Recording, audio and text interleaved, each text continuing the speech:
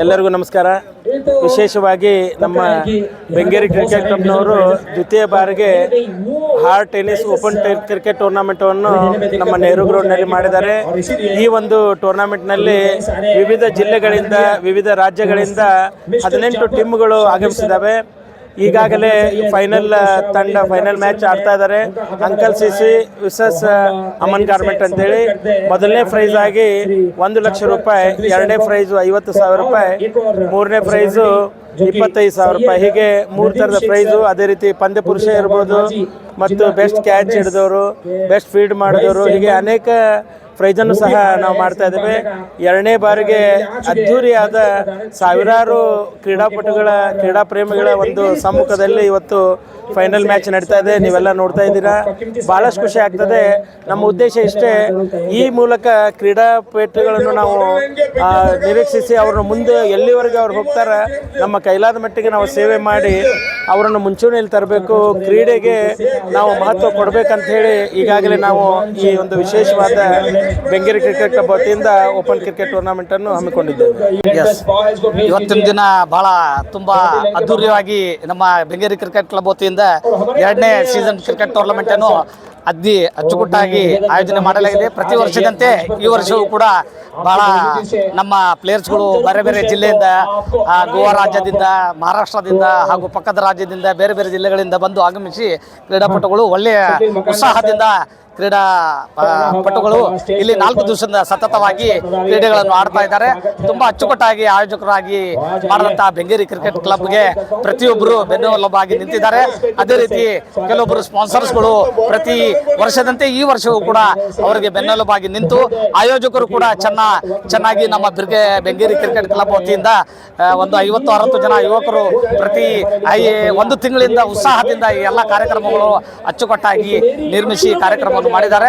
ಎಲ್ಲ ಕ್ರೀಡಾಪಟುಗಳಿಗೆ ಇಲ್ಲಿಂದ ನಮಗೆ ಉತ್ಸಾಹ ಮಾಡಿ ಇಲ್ಲಿಂದ ರಂಜಿ ಟ್ರೋಫಿ ಆಗಲಿ, ಮುಂದಿನ ಕ್ರೀಡಾಪಟುಗಳಿಗೆ ಯಾವುದೇ ಉದ್ದೇಶಗಳಿಂದ ಅವರು ಮುಂದೆ ಹೋಗೋದಾಗಲಿ, ಏನಾದರೂ ಸಪೋರ್ಟ್ಗಳು ಬೇಕಾಗಿದ್ರೆ ನಮ್ಮ ಬೆನ್ನೆಲುಬಾಗಿರುವಂಥ ಎಲ್ಲ ಸ್ಪಾನ್ಸರ್ಸ್ಗಳು ಅವ್ರಿಗೂ ಕೂಡ ನಾವು ಗೌರವದಿಂದ ಇಲ್ಲಿ ವೇದಿಕೆಗೆ ಆಗಮಿಸಿ ಅವ್ರಿಗೂ ಕೂಡ ತುಂಬ ಅಚ್ಚುಕಟ್ಟಾಗಿ ಅರೇಂಜ್ಮೆಂಟ್ಗಳು ಮಾಡಿದ್ದಾರೆ.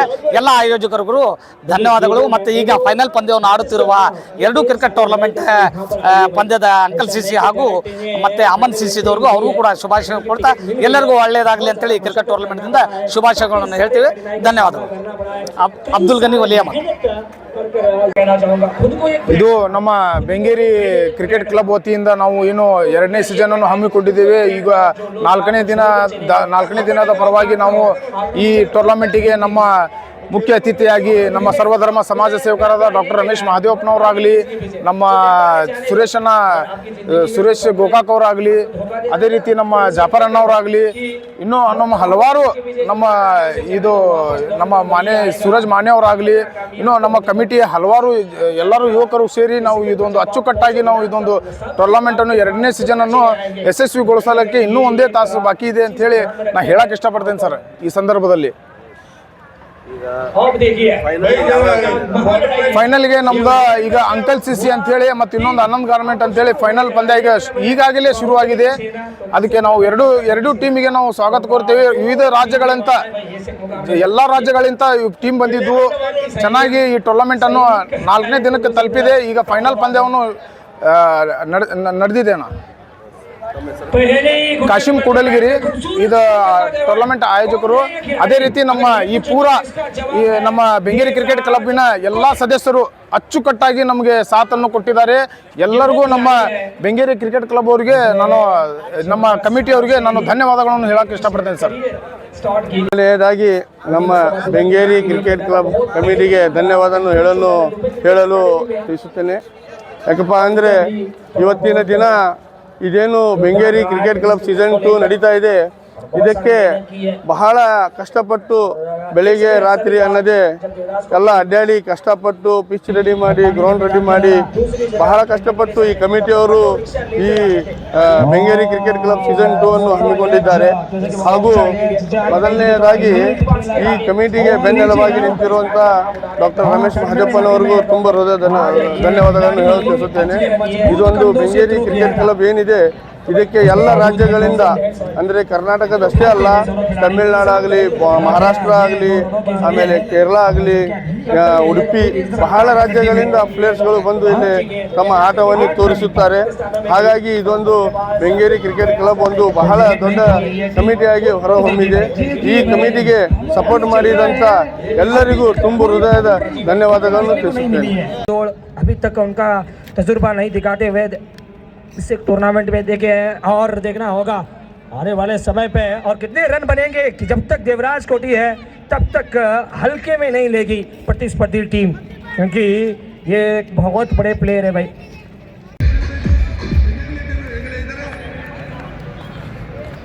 वैसे तो आप कोई रेस्पेक्ट वाली इनिंग्स नहीं खेल कर गई है, बस शुरुआत होती है और इसीलिए तो मैंने कहा था कभी हार मत मानो, धैर्य रखो, क्योंकि बड़ा काम और बड़ा नाम होने में अक्सर समय लगता है. अंकल सीसी टीम के मैन, अंकल सीसी टीम के मैन कहाँ पर है? भेजिए टीम के कप्तान. क्या मेरी आवाज़ आप तक पहुँच पा रही है? तो बुके बैठे कहाँ जीतने वाले हैं, लीजिए. अंपायर रात के समय में एक्सरसाइज करते हुए, अंगाइयाँ लेते हुए, तो क्या हुआ है प्ले के पश्चात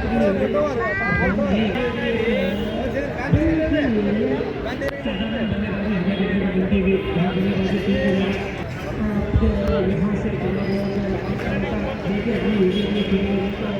बहुत बड़ी इमारत खड़ी हो सकती है आने वाले समय में. शॉट में दम का मैन, लेकिन प्लेसमेंट खराब, क्योंकि उसके साथ आपको